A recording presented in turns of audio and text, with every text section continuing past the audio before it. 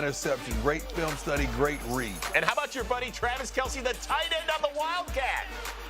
Let me tell you something, man. Arguably, this guy is the best in the league. There's not a lot of people arguing about that. Boy. But he is sensational. Foxborough fans booing. How quickly we forget. Third quarter, Mahomes had been kind of dealing with a banged-up hand all day after he fell on it early. But he said, I'm giving a thumbs up. And here he gives it to Kelce, who's going the wrong way, gets taken down, balls on the turf. Patriots pick it up, but the refs blew the play dead. So Bill Belichick's like, I got to challenge that. Another look, ball gets punched out. It is indeed a fumble, but the Patriots are denied a defensive touchdown because the whistle blew, right? So they just had to settle for taking the ball over. And on the ensuing drive, they get it out to N'Keal Harry, who appears to get into the end zone, but the ref said he stepped out at the 3. Well, Belichick has no more challenges, so he can't challenge there, Deion. Well, I'm pretty sure they're going to fix that rule in the offseason. Okay, so they had to settle for a field goal. Patriots are down 7. How about Tom Brady running for 17? Brady, do what you got to do because ain't nobody could get open. You might as well do it yourself. Well, at age 60. 4 plays later, a fired-up Bill Belichick dialing something up on 4th and 3. Brady looking for Julian Edelman. Knocked away by Breeland again. Yeah, Patrick Mahomes, you guys are division champs. As for Brady and the boys who have dropped 3 of 5, I may have certain experience doing things, but this particular team, as a whole, hasn't been, through different situations. So just try to work through them over the course of the whole season, and we have 3 big games to go, and we gotta get back to winning football. Yeah, what he's saying that I've been through this journey. I know what it is to be a winner. You know that. I'm the best ever. Now these other dudes, some of these younger dudes, they hadn't been through the storm. And it's showing that they hadn't. They're inexperienced when it comes to games of this magnitude. Okay. That's what he's saying. But with the 2019 Patriots, the past should not matter. What should matter right now is the present and the immediate future. And the immediate future, if I'm a New England fan, scares me offensively because for a month now they've been averaging 18 points a game. It feels like the only way we can score are on trick plays. That is not going to consistently get it done if they want to make it back to the Super Bowl. Deion, you know that. Well, they're admitting right now in front of the whole country that the offense is lackluster. They don't have big players on the outside. They don't have nothing at the tight end that can warrant a double coverage or even win a one-on-one matchup. And you're getting Julian Edelman double coverage unless you have a trick play, and that's a problem. If the defense isn't provoking 2 turnovers and taking one to the house, this team has a problem scoring. And that's what it is. The running game is non-factor. Once upon a time, they ran at their leisure. Now they can't even do that. I mean, they're not gaining 100 yards on the ground. They're not consuming the clock. This team has a tremendous problem offensively, and they got to fix it. Only took you the last, 5 weeks to build this case. So Deion has officially hopped off the Patriots train, is what I just heard. Correct? No. I'm going to stay on the train because of Tom Brady. And Bill Belichick and Julian Edelman. I'm going to stay on the train and that defense because it's certain things. Who are they going to play early in the playoffs? I mean, all the teams that they could possibly play in the early rounds, they could beat them. Okay, but they might play. They might play the team that just beat them today. They've only had 3 losses, and it's to Baltimore, it's to Kansas City, and it's to Houston. Yep. So it's to the other 3 division leaders as you look at the playoff picture. But I do want to ask you a quick question about Kansas City here.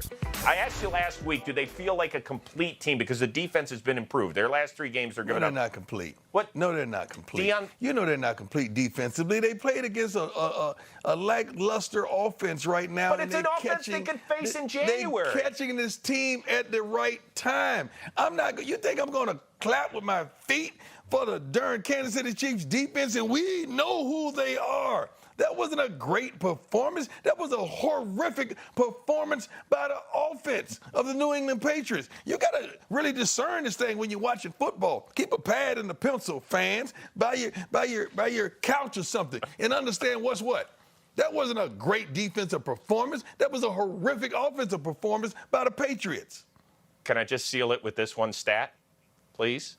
Go ahead, please. The Buffalo Bills are the only other team than the Kansas City Chiefs to hold the Patriots to less than 280 total yards. Boom! How you feel on that? Was it in the last Was it in the last couple, 2-3 weeks, right? Oh, stop. What about before that? All right. Okay. No. That's what I thought. Let's get to the game of the year. God, was this fun. That's a real game. Oh, A this real was awesome. game. Second quarter, the Niners are down by 13 in New Orleans. Jimmy Garoppolo to Emmanuel Sanders, who pushes off Marcus Williams. That's a veteran move, Deion. He didn't push him off. He was like, hey, this is my ball. You don't know where the ball is. Let me get to the house. Oh, that is unbelievable. All right. Yes, it is. Yeah, Saints would add another score, and now watch Emmanuel Sanders is taking the pitch back, and he's throwing it prime. You know what I love? His maneuverability, and he got the ball off kind of on the run. I love that in Emmanuel. That was a great play he just made. By the way, the last Niners receiver to throw a touchdown pass, Jerry Rice in 1995. Fourth quarter, Saints are down 9. Drew Brees to Michael Thomas, another 100-yard effort for him. Dude is just a stud. He had 11 for 134. Nobody. Right now in the NFL, there's no answer for Michael Thomas. All right, minute to go. Niners are up 5, but how about this? Traquan Smith slips a tackle for Fred Warner, one of the best tacklers in the game, scores the touchdown. They failed on the 2-point try. And San Francisco still with 3 timeouts and under a minute to go. So this is Jimmy G time on 4th and 2. How awesome was this George Kittle play, Deion? Let me tell you something. Kittle is the attitude. Jimmy G may have the bank and got paid. Sanders went over $160 today, but Kittle is the attitude of this team. Yeah, He's everything to Marcus this team. Williams tried to go all Hannibal Lecter on him, too, and rip his face off or something. So the 15-yarder set up Robbie Gould for the game winner. Unbelievable finish. They combined for 94 points. The Niners, yeah, John Lynch, you can go hug Jimmy G. Who doesn't want to do that after that W? Niners lead the West. They're the 1 seed out there. Now, is this the sort of come-from-behind win that Jimmy Garoppolo needed on his resume for us to all say, come January, he can do this and put on his big boy pants? Well, we needed this to see that he's capable of doing this. We need a couple more of these against these caliber of teams to say, you know what, man, I trust you. The only question mark with the San Francisco 49ers, certainly not their defense, although they were hot garbage today. Certainly not their offensive outpouring. They ran the ball. They could run the ball well. They got receivers galore, and they got one of the best tight ends in the game. But can the quarterback stand and deliver under pressure? Can he win the big one? Will he not be fazed by the enormity of the moment? Today, he proved that he isn't. And that was a big confidence booster for the fans, for his teammates, and for himself. You know, it's funny because I think sometimes on a lot of these shows, we tend to look for the negative. For me, this was just an awesome football game.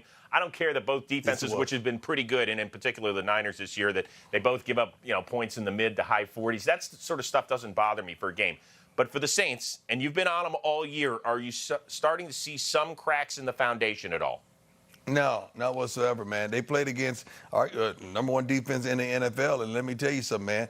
They put up some points. Drew Brees, what the knock was on him. I haven't beat a team with 10 wins since Moby Dick was a mental. Hey, who has beat a team with 10 wins as consistent as a quarterback? Nobody. That's why they got 10 wins at this point of the season. But this team right here, and they're hampered up like everyone else with injuries, but man, did they compete? I know they were home. Home is worth at least 7 points, but they competed their butts off. They played some good, solid football. This is one of the best football games I've seen in a long time. I love good football, and they gave me just that. That was fantastic. All right, let's head up to Buffalo, New York, if you don't mind. The Ravens, with a win, would clinch a playoff berth. Lamar Jackson and his 32 total touchdowns. Bills had only given up 29 all year. First quarter, Lamar, look at the fake on Matt Milano. Don't you feel bad for that kid? No, I don't. That was he's out there. By the way, you're old enough to be out there. You're old enough to get had like this. Oh, no. That's like a crossover by Iverson on MJ. That's nasty. Jackson, by the way, joined Michael Vick in the 1,000-yard rushing club by a quarterback. He's going to break that record next week. Just put it on your it'll happen on Thursday Night Football right here on NFL Network. Shameless promotion. Third quarter, Jackson to Hayden Hurst. That's the 2 first-rounders from a year ago hooking up. They just have tight ends galore, don't they? See, I love the way Lamar Jackson works in between the numbers. When you see a quarterback successful between the numbers, you're going to see a quarterback that's successful in general. And now down toward the goal line, so many options. They could give it to Ingram, Jackson could hang on to it, or they could pitch it to Willie Snead. That's the third touchdown of the game for Lamar Jackson. Now, fourth quarter, Bills down just 7 with a minute to go, 4th and 8. Josh Allen, who took a beating on this day, is going to look for John Brown, but Marcus Peters is going to knock it away. That'll